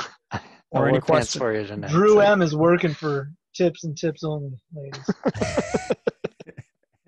or if you have any questions or comments, leave them below, please. And Is that his real hair color? there's one way to find out. Natural red. All right. Fire in that bush. I'm out. Thank you guys for watching. Have a great night. We'll see you again soon. Thanks. Yeah. See y'all.